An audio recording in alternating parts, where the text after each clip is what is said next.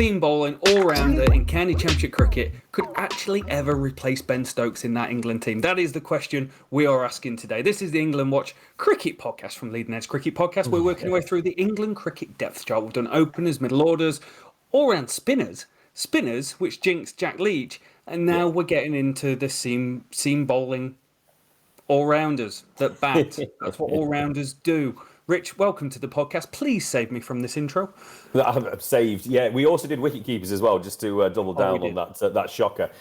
We're rolling through, aren't we, mate? We did the spinners. Sorry, Jack. We apologised on the previous podcast. We'd recorded that just before he got injured. It was good timing in some respects because it gave everybody plenty of information of who was out there, who was going to replace him, and we've just gone and done the. Hopefully, you've listened to it. The spinning all-rounders.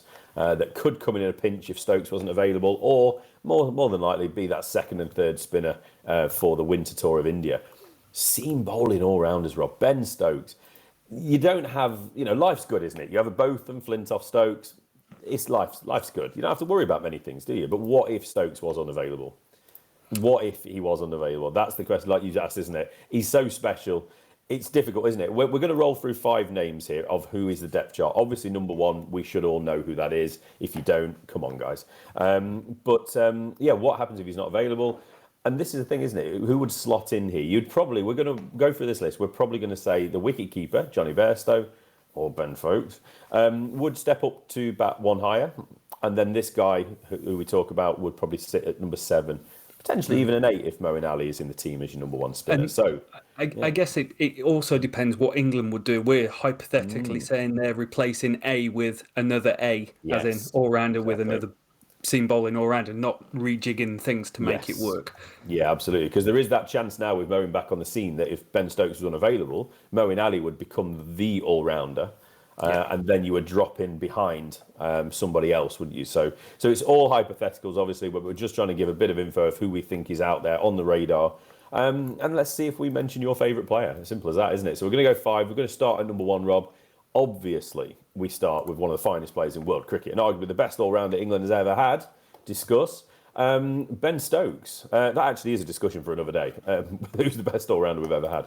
But that is definitely for another day. So, although he's been troubled with injuries over the years, still finds a way to put in obviously very high performances, and always with what his team needs. I was about to do a little Harry Potter reference then, but I'm not going to. I don't know why that came in my mind. Some room of requirement nonsense. Ben Stokes will always give you the performance and innings that you require at that possible time. I can't believe I've gone down that route. I blame my partner. Imperious batting display, key wicket, spell of bounces, whatever, dogged, digging batting innings, all of that is what Ben Stokes will give you. But ability to bowl is what makes him such a quality all-rounder. As a batter, he's a top 5-6 batter in this country, no doubt, in this test side. But with the ball is where he really has been that difference maker and just creates such balance for this test side. Going into this summer, huge question marks over his fitness. We've just got through the England-Ireland test match. We saw Ben Stokes take a catch, jarred his knee, did not look like a happy guy, looked like me fielding for the second 11 with my dodgy knee. So that's where we are, Rob. Ben Stokes, clearly number 1, but there's a reason we need to roll through who could come into the team if Ben Stokes isn't available. Yeah, number one on this, number 1 in your heart, Ben Stokes. He's exceptional. He's rode into captaincy like it's no big deal. Yes. Love his approach to the game. Love attacking cricket. Love the way they bat, and love the way he leads. There's just a lot of love going on for Ben Stokes, but minus the captaincy. It is a case of going, Ben Stokes, the cricketer, has been outstanding for England. Like you said, every time there's clutch, I think I said on the previous podcast, you've got the accelerator, you've got the brake, and then your clutch is called Ben now. That's how good he has been. Average is 32 with the ball in test match cricket. This is minus the Ireland game looking at this. But his match strike rate is minus 1.14, so he takes a wicket quicker than the bowlers in the matches that he plays, although his average is about in line. And he's kind of played that enforcer role for England with the ball when he's been bowling. I think we quite often look at the TV and go, the guy's on one leg. What are we doing? Why are we doing this? But he's a warrior. He's alpha. He's absolute alpha.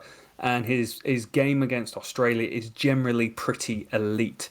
In terms of the countries that he plays against, his average against Australia is very, very solid. He averages 39.19 in England. He obviously played that knock in 2019, one of the greatest Ashes knocks of all time. He's done the World Cup. Like, he's irreplaceable. Yep. He is. No one on Yep. this list is going to be able to replace him. But we're going to try and find a way how. Absolutely, absolutely. So obviously Stokes is in there. We know that. Please let's not have a Jack Leach moment where just after we record this, the number one on our list, confidently number one on our list, goes down, because that's the only other position I think where we had a player at number one that you really would struggle to replace. And this is the only other list, isn't it, that it really is that case. So number two, we're going to bring in a man who's only 24, Robert. That's the first surprise with this one. 24. And that's the left-handed everything, Sam Curran, the man with the quiff, the little flick of a hair that we all love. Sam Curran, the Surrey all-rounder. He's proven in white ball cricket, especially in T20 and obviously recent T20 World Cup, where he was named in the team of the tournament, that he's a man that performs at the absolute highest level and against the best in the world. He's doing it again, isn't he? IPL. He's a quality player. He's already played 24 test appearances. He still should be seen as a man with bags of potential. He's not a rounded, fully formed cricketer yet. And his batting is only just getting going. He got his first maiden first class 100, didn't he, last summer? And he averaged, I can't remember what it was now, you will be able to tell me, but he ended the summer averaging a ridiculous number with the bat. With the ball, lively, skillful bowler, isn't he? But he doesn't quite have that necessary pace to consistently challenge in Test cricket. So perhaps in time, he can continue to hone those skills, become the best version of what he does with that sneaky, quick bouncer, and be your fourth seamer. And that's what we're looking for Sam Curran to be, I think, long term. The man that could do a job with a bat at 6 or 7, and be your fourth seamer. So Sam Curran is a number 2, and I think if we needed to, absolutely think that this was the man that they would turn to. Yeah, there was a time, I think it was the India tour, where India went home because of the pandemic, and it ended up 2-1. They came back, they got dropped, it ended up 2 apiece. Sam Curran was playing in that. And my recollection was having an aha moment with Sam Curran, watching him swing the ball back into the pads of the batters, and I don't think he blew them away, but he got like 3 or 4 wickets in an innings at one stage. I was like, he's got it. Yeah. My criticism of Curran has been he just felt to me maybe slightly too slow for Test match cricket at times, because he can fall into that category of bowling late 70s, early 80s. If it was 83, 84, I know it's small numbers, but that's a yard, 3 miles an hour is a yard, I think. It would make a big difference. His Test match record with the bat is exceptional. Scored runs in one-day international cricket, scored runs in T20 cricket. He does whatever he does, but the fact is he's in the team as a bowler, and he averages 35.51. It's not horrendous. It's not the end of the world, and there will be better days in front of him. The fact is that he averages 161 in West Indies out of that. Everything else is fairly reasonable between 30 and 40 in the other countries. He did average 75 with the bat in the county championship last year. 5 scores of 50 plus from 6 innings is quite a remarkable feat. Averaged 53% better than the top 6 in the games he played in. But it's the bowling that you've got to talk about. He averages 30 with the ball. His bowling in white ball cricket got him this huge contract, like either the 1 or 2 most highest paid player in IPL history based on the T20 competition. I didn't think his IPL was all that. I think he struggled a little bit compared to what you would expect from a Sam Curran. He actually went at a 10.07 economy rate, which is slightly high, but it's skewed overall because not all overs are equal. If you bowl in the first, first 6 overs, you're going to be slightly high. You bowl at the death, it's going to be slightly high. He's that sort of guy. That's why you get paid the big bucks in the IPL. 100%. There's an England future somewhere for Sam Curran. Somewhere for Sam Curran. It's whether it's a bowler or an all-rounder. But he's the sort of guy that gives you, again, you talk about these all-rounders and the balance it gives you. If you've got Ben Stokes or a Moeen Ali kind of peak operating in both fields of batting and bowling, man, it gives you so much versatility to pick and choose and rest and rotate and do all these things and play a second spinner and not have to compromise too much on what you're trying to do. Yeah, absolutely. And we haven't got onto the seamers list yet, but we don't have a massive back list of left armers. And so that does give us some variation. We've got a lot of right arm overs who bowl a similar sort of pace, lacking fast bowlers as we usually are because they always break into pieces ahead of a series. So he does give you that other option. If you weren't going to go in with a spinner, you could then go in and bat him at number 8, and he's your fourth seamer, isn't he? And especially in this series that we're looking ahead to, the Ashes, there are huge question marks about Ben Stokes. We can't keep saying it enough. Whether he can bowl or not is going to be huge. So there will be that occasion where the discussion is, do we need that fourth seamer? And Joe Root will have to just bowl a bit of spin. Difficult conversations ahead, but let's hope that Ben Stokes can just keep that fitness topped up throughout the series. Number 3 is a man that I would be very frustrated in the last week or so. Chris Woakes. He was all set to add to his 145 Test matches and play against Ireland. And at the last minute, he was pulled. Josh Tong went on to make his debut, but Chris Woakes, the straightest bat in county cricket.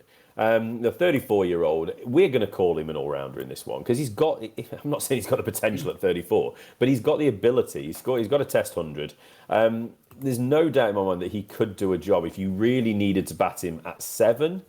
Perhaps, maybe if Moeen's in the team, you then bat him at 8, and then suddenly he becomes a perfect Ben Stokes replacement. He becomes an exceptional bowler, especially in English conditions, and he gives you that extra balance with the bat as well.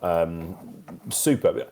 He would be a night watchman in previous ages, but now we've got the Nighthawk and Stuart Broad. He's not needed anymore. We don't need a sensible, straight bad night watchman, do we? But yeah, he's been in the England Test side since he was a rosy-cheeked youngster back in 2011, hasn't he?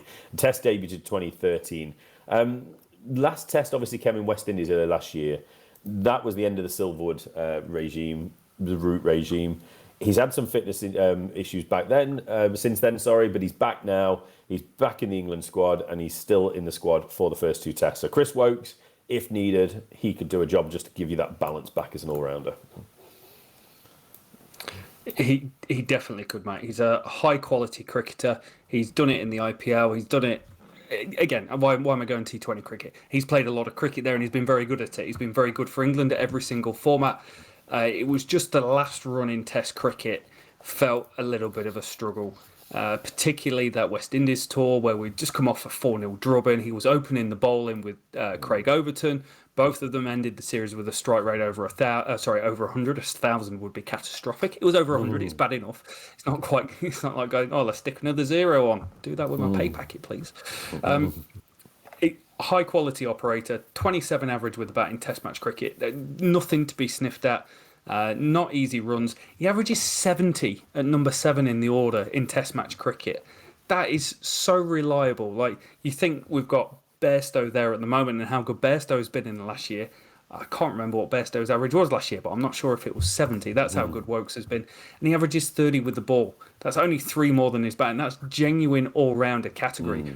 The problem is, when it comes to Chris Woakes with the ball, he averages 22.64 in England. He averages 81 in India, 56 in South Africa, 52 in Australia, 51 in New Zealand, and 49 in the West Indies with the ball. That's the problem. But Chris Woakes in England for the Ashes, 100% on board that he would be able to add huge value to this England team. Gets it done time and time again, and why wouldn't he be able to be Mr. Consistent like he has been the whole time? And in terms of like genuine all-rounders, when you look at the county game, he is as genuine as you get. He averages 34 with the bat and 24 with the ball in the county championship over his career.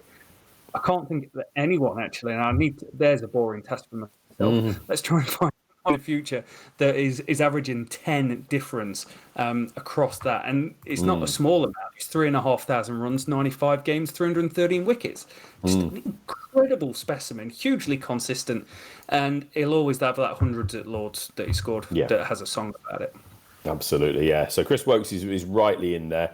We just need to just take his passport of him every winter, basically. I think that's how we solve the Chris Woakes problem.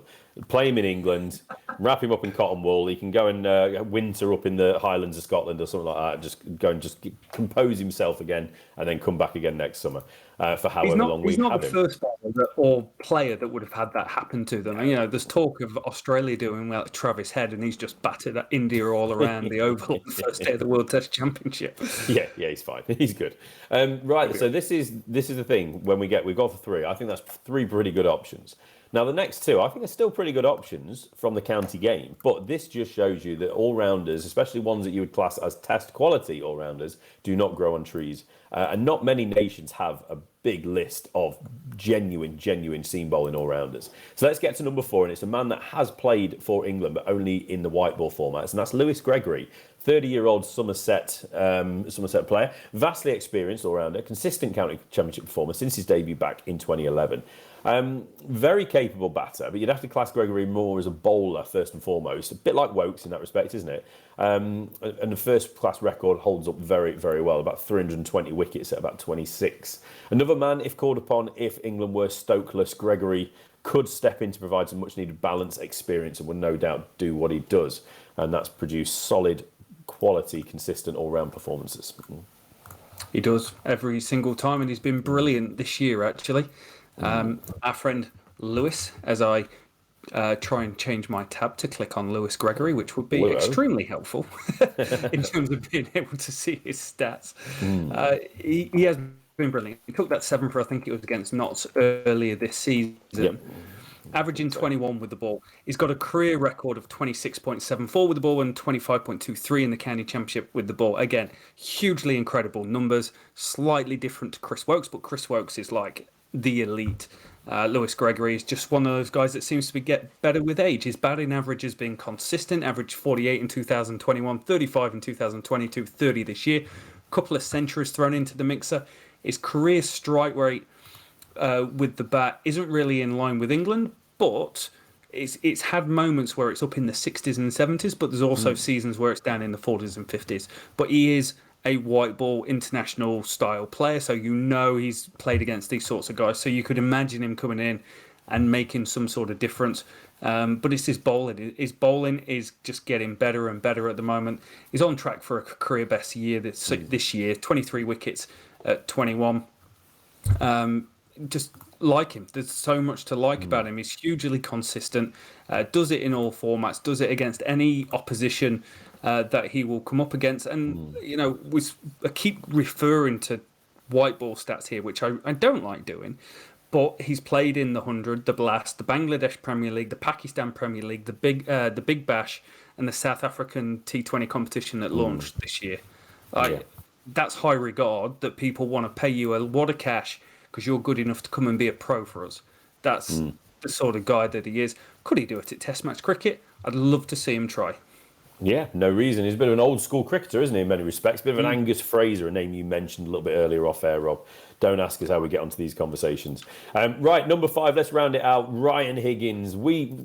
Stokes and McCullum and Rob Key might not love county championship and what people do in it. Moeen Ali being recalled, that's where that comment comes from. But we do love it and we do value it. And Ryan Higgins is one of the most consistent all-round performances in the championship. 29-year-old, does everything with a right arm. You have to include this guy. He scored 586 first division runs last summer at 32.5, whilst taking 28 wickets at a little bit higher, 37. Right arm medium paces. Made the move back to his first county in Middlesex this winter and has proven to be one of the signs of the year. I think he's about 420 odd runs at an average of over 40 with 19 wickets at 21. Big knock on Higgins obviously is his pace, but that should obviously be taken into consideration. But when you're looking for someone to come in and bat at 6 or 7 and provide overs again as that fourth seamer, in certain conditions, certain opposition, and maybe winter, I don't know.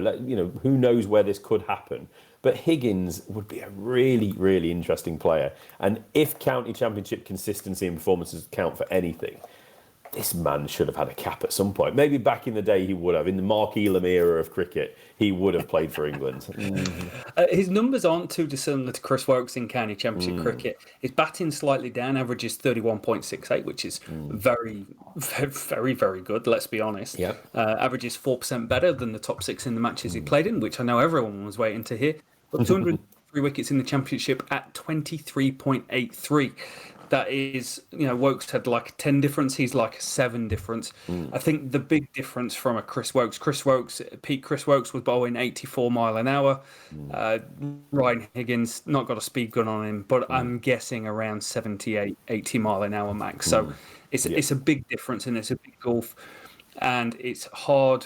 It can be hard to imagine that would then correlate well into Test match cricket. as one of the top seamers, particularly when England like to have pace, and it's been shown through analytical data that pace makes a difference in Test match cricket. But in terms of a county player, like you can't pick another seam bowling all rounder that's as good as Ryan Higgins. He's one of the best signings Middlesex will make for years and years and years. Going back to Middlesex, averaging 42 this year. But it's not the 42 he's made, it's the team that he's doing it in. Middlesex's middle order has been absolutely, where are they? There has been one of the worst in the league. And him at number 7 has come in time and time again and delivered. He's averaging 42, 57% better than the match top 6 average for the games that he's played in. That's how consistent he is. And every single time he comes in and chips in with a wicket, 19 wickets at 21 this year. He's just consistent, great hair, does it all. Doesn't, I don't want to say it, I was about to say doesn't seem to be injured, but the last time we spoke about Stop it. He's a county championship darling. Like, you could imagine him in the Darren Stevens mould in years to come. And I think for me, for Higgins, is if his white ball, this sounds strange, if his white ball game evolves, then there's opportunities that may come in one-day international cricket or something like that, potentially, than they would before a Test match call-up. Yeah, absolutely. I mean, this is not, we're not looking at a depth chart for all formats of England. This is literally just for the Test setup. But ODIs, they don't get to have the pick of the players all the time. They're either playing franchise cricket, there's Test matches going on, or there's something else happening, which means it's not always the strongest 11, unless it's literally the eve of a World Cup. That's about the only time England will get their strongest 11 in the ODI stuff. So there's always a chance. Absolutely. So we've done 5. We did 5 spinning all-rounders, and now this is 5 seamers all-rounders. So that rounds out our top 10, Rob. Obviously, Stokes by far and away the number 1 man in this list. Let's have a look, shall we? Just quickly. I've got another 5 names here that were under consideration for this list. 5? And I think there's one in particular.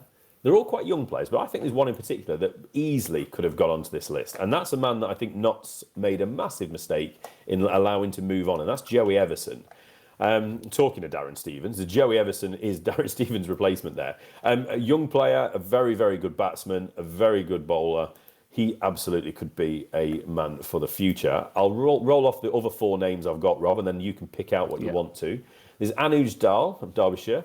Lyndon James, Nottinghamshire all-rounder, who's just started bowling again after missing last year with injury, battered but didn't bowl last year. Ed Barnard, the man that's moved from Worcester to Warwickshire, and Gloucestershire's Tom Price. Ooh, 100 and a hat trick. What a day that is. That's like buying 2 jugs, mate. You'll be skinned.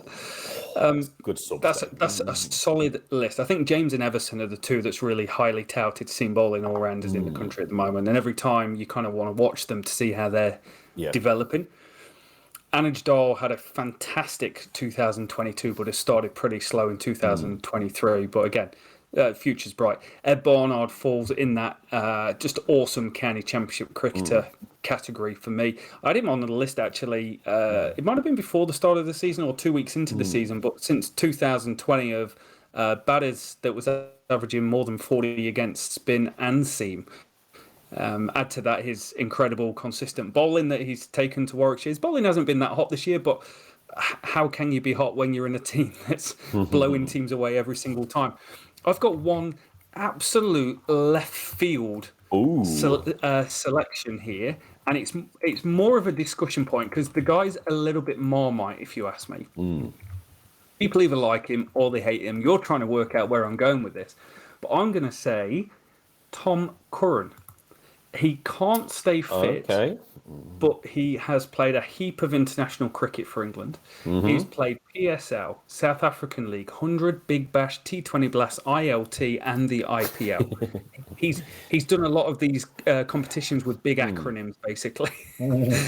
How do you create a T20 league? Well, you have a lot of money, coloured kits, Saudi owners, and you have acronyms going on. So I'm putting him on there. He is Marmite because people don't like him, some people like him. But back in 2015, he took 76 county championship wickets at an average of 23. I'm fully aware that was 8 years ago and I'd only just left England. But he is good. He is a good bowler. he really struggles to stay fit in the T20 format, so potentially may struggle going forward and playing red ball cricket. In my mind, he's tarnished a bit, and no disrespect to this guy, but he's tarnished with a bit of the Jade Dernbach. That's how I see him as a cricketer in some ways. Obviously, he's better batter than Dernbach was as well, but I think Dernbach was just a slightly irritating figure with the ball, constantly bowling a different delivery every ball, wasn't he?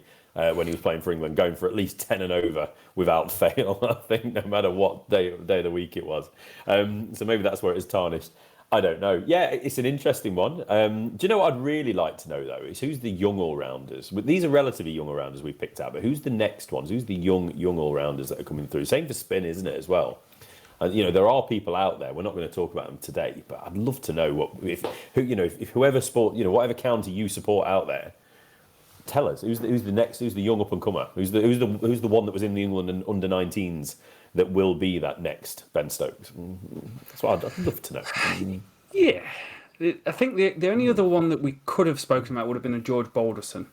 That's a good shout. Lancashire. Very good batsman.